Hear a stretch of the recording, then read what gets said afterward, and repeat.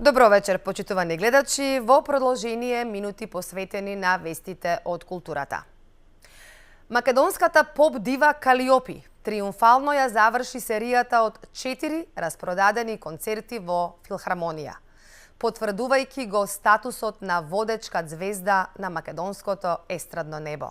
На нешто повеќе од 24 часа пред новогодишната ноќ, Калиопи испорача незаборавен настап, полн со емоции и навраќање на нејзината долгогодишна кариера, но истовремено одавајќи почит на македонската музика преку колаж од песни изведени на Скопскиот фестивал.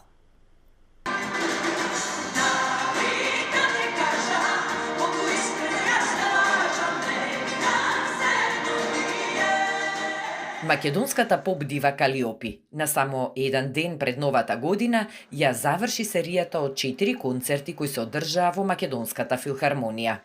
Придружувана од оркестар од десетина музичари и бек вокалите кои со години се покрајнеа на сцената, Калиопи приреди акустичен музички спектакл за својата публика, кој траеше повеќе од 2,5 часа и представуваше прошетка низ нејзината богата музичка кариера, но истовремено таа одаде почит и на македонската музика преку колаж од песни своевремено изведени на Скопскиот фестивал. Морам да кажам дека еве завршно со овој 4-ти концерт, некако срцето ми е полно. Можевме да одиме и понатаму, бидејќи интересот беше навистина огромен. Можевме и 5-ти, 6-ти, дури и 7-ми концерт да имаме, ама некако некогаш не е само до тоа колку пати ќе се повторат тие концерти во една година, туку знаев дека до година ме чека исто нешто многу големо, бидејќи еве на моје огромно задоволство можам и да го објавам и датумот, до година планираме повторно арена голем концерт на 17 октомври. Така што мислам дека повторно ќе си ги засукаме ракавите да и приредиме на публиката нешто мокно, ново и ова што сега ни се случуваше, овие 4 концерти не се опишува. Оваа година во октомври, Калиопи најавува јубилеен концерт во арената Борис Трајковски, на кој ќе обележи 50 години од нејзиниот прв настап на музичката сцена на фестивалот Златно славење. На 28 декември започна снимањето на долгометражниот игран филм Голиот рид во режија на Игор Алексов. Станува збор за трилер кој акцентот го става на напнатата атмосфера, психолошката длабочина на ликовите и современиот визуелен пристап.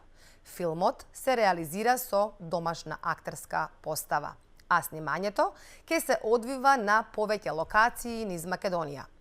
Алексов предходно го сними филмот Лена и Владимир, чија премиера беше во септември 2023 година на затворањето на Интернационалниот фестивал на филмска камера Браќа Манаки во Битола. Како резултат на соработката меѓу шоуто "Глумците пеат" и култниот белградски театар Ателје 212 во рамки на традиционалната предновогодишна манифестација Брод плови за Београд, настапија двајца македонски актери – Игор Ангелов и Ања Митиќ. Брод плови за Београд е култна предновогодишна манифестација на Ателје 212 со исклучителен интерес од публиката, а билетите традиционално се распродаваат за само неколку минути. Настанот е авторска идеја на доајенката Горица Поповиќ. Настапот на Ања и Игор беше дочекан со овации од белградската публика. Во друштво на најпознатите белградски актерски имиња, тие ја освоја белградската публика. Настапот на нашите актери во рамки на оваа реномирана манифестација представува значаен момент за видливоста на домашната актерска сцена надвор од земјата. Белградското гостување е вовед во продлабочување на соработката, а веќе на следното издание на Глумците пеат во месец март.